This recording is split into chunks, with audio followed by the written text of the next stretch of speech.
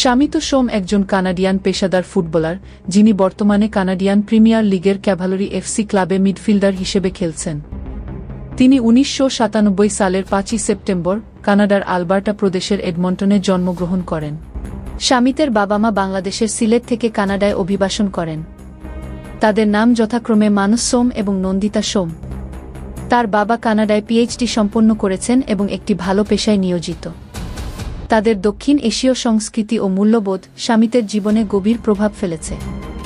তার বোন এপসিতা বর্তমানে মেডিকেল স্কুলে অধ্যয়নরত। ফুটবল ক্যারিয়ার ২০০৩ সাল থেকে ২০১৪ সাল পর্যন্ত এডমন্টনের সাউথওয়েস্ট ইউনাইটেড এসসি ক্লাবে খেলেছেন। কলেজ ফুটবল ২০১৫ সালে ইউনিভার্সিটি অব আলবার্টার গোল্ডেন বেয়ার্স দলের হয়ে খেলেন, যেখানে ১২টি ম্যাচে ৬টি গোল করেন।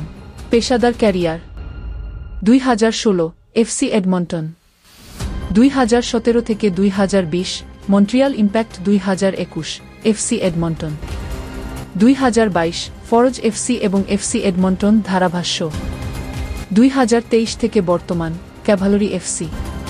তিনি কানাডার জাতীয় দলের হয়ে বিভিন্ন বয়সভিত্তিক দলে প্রতিনিধিত্ব করেছেন এবং ২০২০ সালে সিনিয়র দলের হয়ে অভিষেক করেন। তিনি ফুটবল ক্যারিয়ারের পাশাপাশি শিক্ষাকে সমান গুরুত্ব দেন এবং ভবিষ্যতের জন্য একটি বিকল্প পথ হিসেবে বিবেচনা করেন।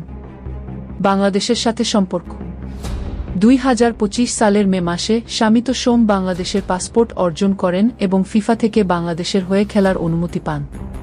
এর ফলে তিনি বাংলাদেশের জাতীয় দলের হয়ে আন্তর্জাতিক ম্যাচে অংশগ্রহণের যোগ্যতা অর্জন করেন।